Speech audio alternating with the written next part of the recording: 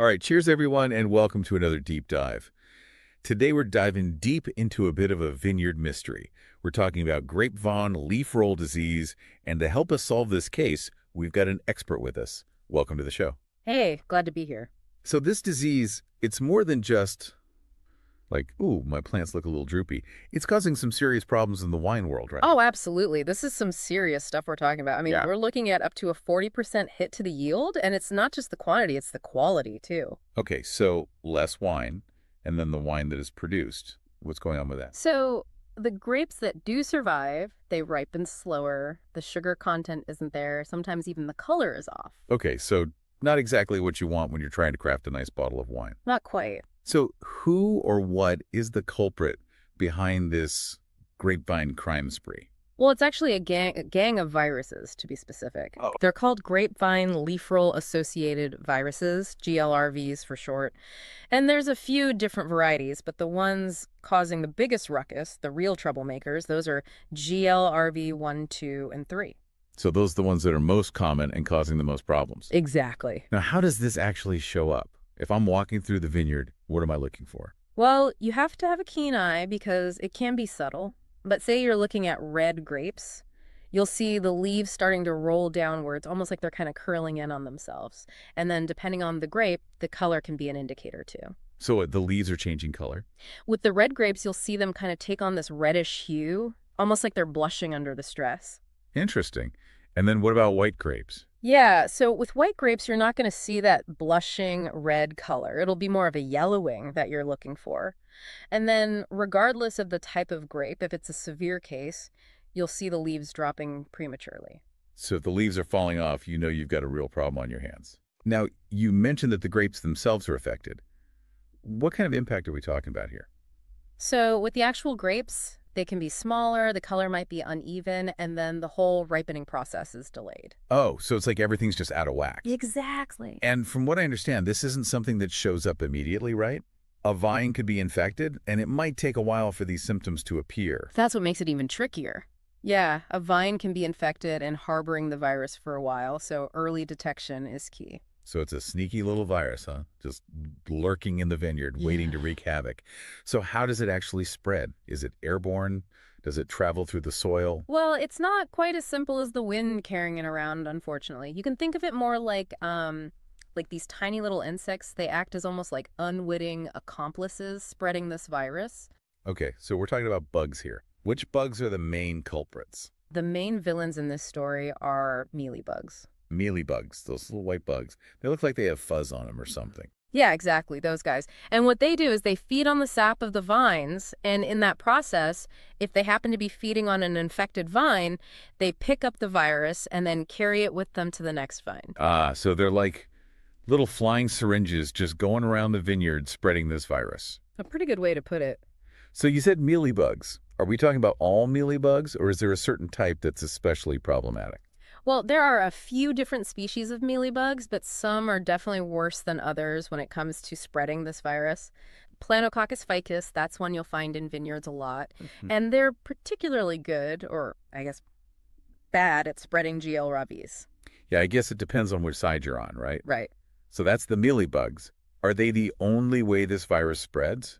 They're definitely public enemy number one, but there are a couple of other ways this virus can spread. One way is through infected plant material. Okay, so if you're taking cuttings from one vine to another, that kind of thing. Exactly. So if a vineyard is using infected cuttings for grafting or propagation, they're basically giving the virus a free pass into their vineyard. Which is why it's so important to make sure you're starting with clean vines from a reputable source. Absolutely. Starting with healthy vines is key. And then, though it's much less common, contaminated tools can also transmit the virus. So if you're pruning, you need to make sure you're cleaning your tools really well between vines. Exactly. It seems like a small thing, but that's all it takes. Wow. Okay, so it sounds like there are a lot of different ways for this virus to spread. What can vineyards actually do to protect themselves? How do you actually combat this virus in the vineyard? Right. So just like a lot of things, prevention is key. And to be really effective, it requires a multifaceted approach. Okay, so let's break that down.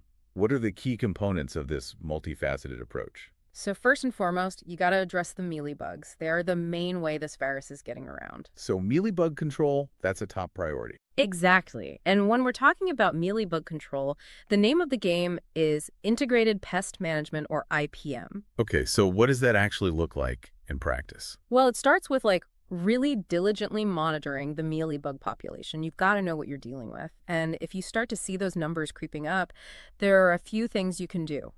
One interesting approach is actually introducing their natural enemies. So it's like fighting fire with fire. Exactly. There are certain parasitic wasps, for example, that love to munch on mealybugs. Interesting. So you're bringing in the mealybug's worst nightmare to take care of the problem? Pretty much, and it's a lot more environmentally friendly than going straight for the insecticides. Oh, for sure. But sometimes insecticides are necessary, and in those cases, it's all about targeted application. You only want to use them when you absolutely have to and where you absolutely have to, just on the affected vines. To minimize the collateral damage. Exactly. Another important strategy is just good old-fashioned vineyard sanitation. So keeping things clean and tidy. Exactly. Removing and properly disposing of infected vines is huge. If you've got a diseased vine, getting rid of it is the best way to prevent further spread. And of course, we can't forget those pruning tools. Right, got to keep them clean. Exactly. Disinfecting them between every vine should be standard practice. It's a small step, but it makes a big difference. It's all about stopping that spread. So we've got controlling the mealybugs, we've got keeping the vineyard clean. What about the vines themselves? Is there anything that can be done at that level? This might seem obvious, but using a virus-free planting material is really important. Yeah, you'd think that goes without saying, but I'm sure it happens. It does, more than you'd think. So you're starting a new vineyard, you're replacing some old vines. You really want to make sure that you're getting those clean vines to begin with. Exactly, and luckily there's some exciting stuff happening on the technology front to help with this. That's where companies like Farmonaut come in, right? They're doing some really interesting things in this space. They are. One game changer is their satellite monitoring technology. Satellite monitoring. So we're talking about like literally monitoring vineyards from space. Pretty much. They're using these satellites equipped with sensors that can detect these really subtle changes in vine health that might not even be visible to the naked eye. So it's like giving each vine a checkup from space. Exactly. And because they're covering so much ground so quickly, it's way more efficient than somebody walking through the vineyard, especially for these really large vineyards. Right. It's like the difference between taking a magnifying glass to the vineyard versus having this bird's eye view. And it's all automated, so that saves a lot of time and money. So they're saving time, saving money, and most importantly, catching these problems early on. So when they spot something from space, from the satellite data, what happens next? Do they send in a team of drones equipped with like little tiny tools to treat the vines? What does that look like? I wish it were that exciting, but it's actually even cooler than that. They have this AI-powered system called GVIN. Okay, so artificial intelligence is playing a role here too. This is getting interesting. Oh, it is. So GVIN takes all this data from the satellites and combines it with other relevant information like weather patterns and historical data and provides really tailored recommendations to vineyard managers. So it's like having a supercomputer on your side, helping you make the best decisions for your vineyard. What kind of recommendations are we talking about here? Things like, when's the optimal time to apply a pesticide? Is there a risk of the disease spreading to a certain area? It can even send alerts for potential outbreaks. It's all about giving vineyard owners the information they need to make smart decisions. It's incredible how technology is changing the game for vineyard management. You mentioned weather a minute ago. We were talking about all the ways that this virus can spread. Does weather play a role in that as well? Oh, absolutely. Weather is a huge factor. I mean, rain can disperse those mealybugs we talked about. Humidity, well, that creates those ideal breeding grounds for them. And temperature can even influence how quickly this virus replicates. So it's like you have to be a meteorologist on top of everything else. Right. Farmonaut actually provides weather monitoring and forecasting as part of their service. And they've even gone a step further. They've got a weather API for developers who want to integrate weather data into their own tools. Very cool. They've really thought of everything. It's like they've created this whole ecosystem of support for vineyard owners. Exactly. Now, we've talked a lot about the science behind this disease, how it spreads, how to fight it. But at the end of the day, this is also about business. What's the economic impact of grapevine leafroll disease?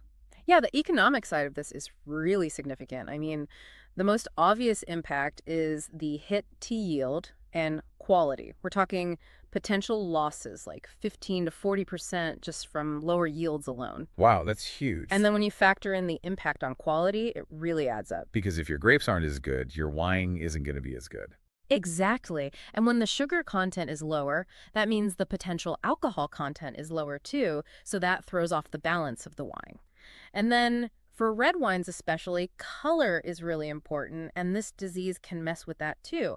So all of that affects the market value of the wine. Right. It's not just the quantity, it's the quality, it's the price you can sell it for. Right, it's everything.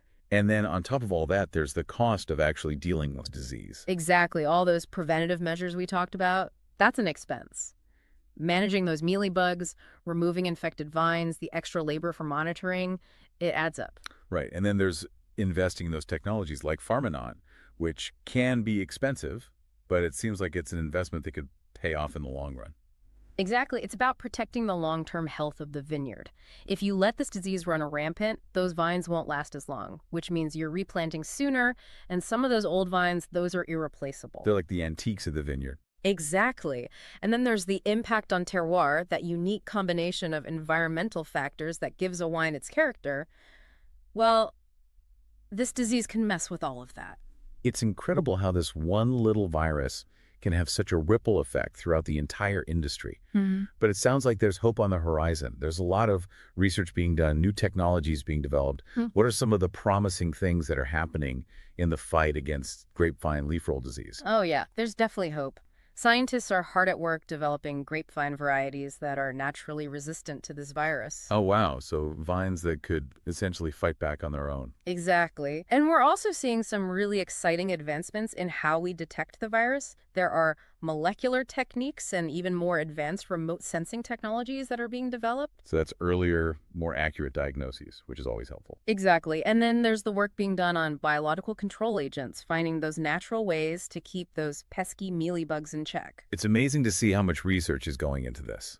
Yeah, and all of this is moving us towards a future of what we call precision viticulture.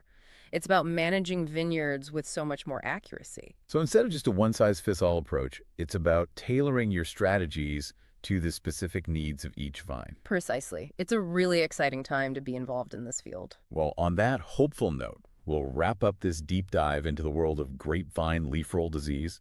It's a fascinating example of how even the tiniest organisms can have a huge impact.